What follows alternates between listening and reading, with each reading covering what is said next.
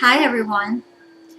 Well, I wanted to do a message for you earlier about two different topics. I was having a phone conversation with a friend of mine, and I came upon the realization that I had come into a new understanding of how the twin flame union works in respect to the 3D and the 5D. And we had quite a long phone conversation. And when I got off the phone with her, I was going to do a video then. And then I got on the phone with another friend. So by the time I got done talking to that friend, I had kind of lost the moment as far as what I was going to say. But it's funny because originally I was going to um, also tell you something about the second friend that I talked to. But by the time she and I got done talking, then I had, lost the feel of everything I wanted to say about the conversation I had with the first friend. So, ironically, later on, the second friend sent me an article, and it was a list of ways that we know we have our twin flame. And this is one of the most accurate lists that I have ever seen. Now, a lot of people might not identify with the items on that list, but my twin and I do. It matches us very, very closely. So here I've come full circle, not only wanting to tell you about the conversation that I had with the first friend and to tell you a little bit about the second friend.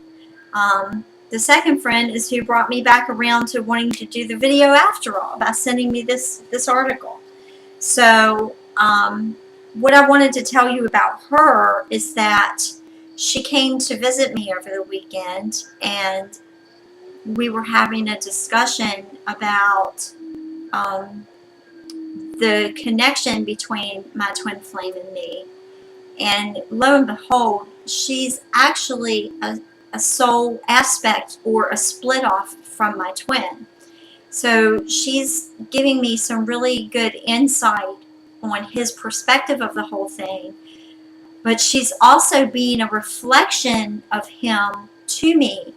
So in other words, by my being connected to her, it's helping my twin and I get acclimated to the point at which we'll eventually be in each other's physical proximity again. Alright, well, this brings me to the conversation that I had this afternoon that I was so excited to discuss with you. And this will be sort of, I haven't come up with a title for this video yet, but it will be something to the effect of bringing the connection into 3D, but it's much more involved in that. It's actually, I guess you could say, traversing the union between the 3D and the 5D, which for me is very exciting because ever since we first connected in May of 2014, and I was catapulted all the way up into 5D, I've pretty much been spending this whole year and a half, almost 2 years now, coming back down. So the last few weeks, I had to make a pit stop into 4D, and it was not very pleasant. But I sort of was, thank goodness, bringing my parachute or the 5D realm in with me to help me kind of bring it down a little bit more gentler than it would have had I just fallen from the sky, free falling. So, which I'm sure free falling is what a lot of us feel like we're doing right now. It's very scary. So I hope by the time I'm finished discussing this, a lot of you will feel a lot more at ease and comfortable and at peace with what's going on with you right now. So as I said, for about the last 2 years, I've been in 5D, and I've eventually reached a point, I guess right around the time that I started deciding I was going to move, I realized that, hey, eventually, this connection is going to have to be back in the three-dimensional realm if I ever want to be connected to my twin in the three-dimensional world. So I have not been able to learn how to do this completely on my own. I've had a lot of help, a lot of support, a lot of people behind me and encouraging me and giving me some really good insight and wisdom. So here it is. This is what I've discovered probably today.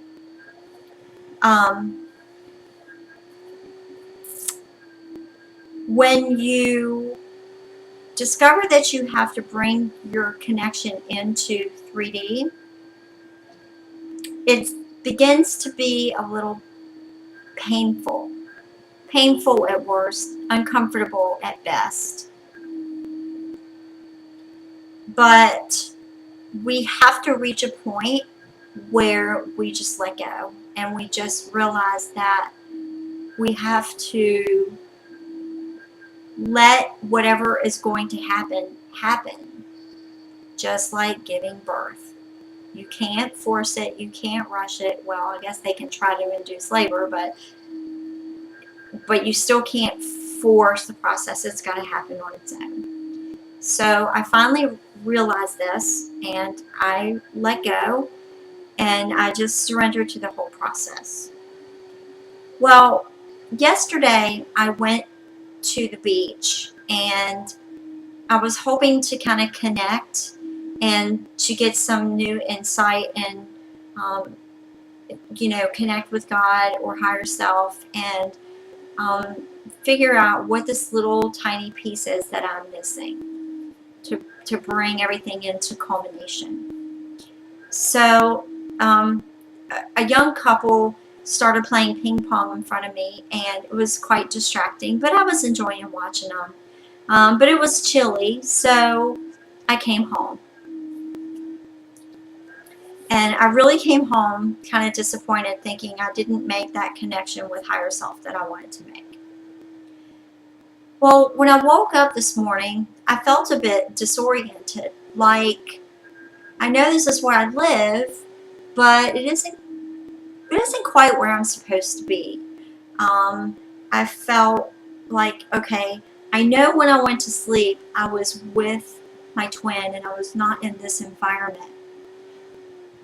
And I didn't realize it until I got on the phone with my friend and I started explaining to her how I felt when I woke up.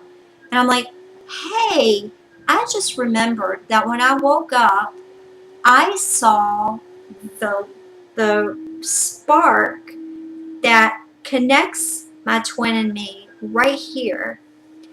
And normally when I wake up, I can feel my light body coming back in my physical body.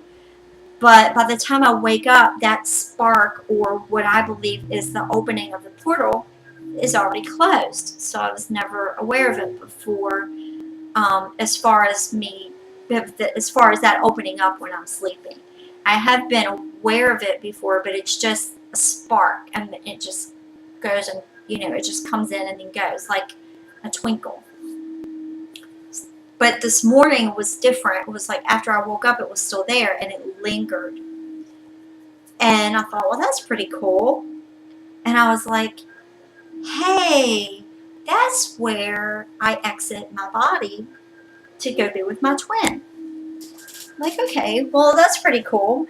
So my friend and I kept talking, and suddenly I said to her, I just realized I've been in 5D the whole time you and I have been talking. And the conversation was refreshing to her because a lot of the stuff that I talk about is kind of beyond her understanding. And it kind of, it gets old for her after a while. But today the conversation was refreshing because I was able to maintain the conversation within 3D language, but at the same time, I was aware, and I mean consciously aware, that my conscious was existing in the 5D also. And of course, our connection is always in 5D, it's never severed. But that was the first experience I had ever had where I was consciously aware of existing in both worlds at the same time. So I was pretty excited about that. So, we discussed that and everything, and I'm like, this is something that I've known for a really long time that I needed to achieve before I could connect with my twin on the earthly level and make it stick. Well, then I realized something else. Oh, this is what I've never been able to do before. And I have to switch over to saying we, because even though right now I'm discussing this by myself, I know that this has been a joint effort between my twin and me on the soul level or the etheric level.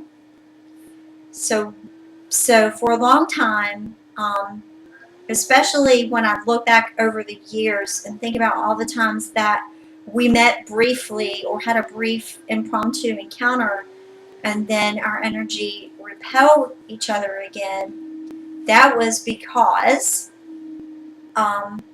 we had not learned to maintain our connection on the 5D level while we were in each other's physical proximity. Now, I don't go into personal details about our intimate connection together. I never have discussed it at all on video or publicly. I have shared certain things with a very close personal friend.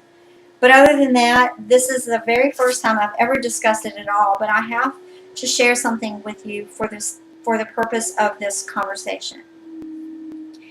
So the first time we were ever intimate, I was displeased with myself because once our bodies physically came together, I lost sight of our spiritual connection. Now, obviously, the spiritual connection didn't go away. I was still mentally aware of it, but my focus turned on the fact that I was physically being with this man, because he had been the person that I had secretly been in love with and dreamed about ever since we met when we were 12. So it was very difficult for me to be physically intimate with him and to also maintain the spiritual connection that we share on a conscious level.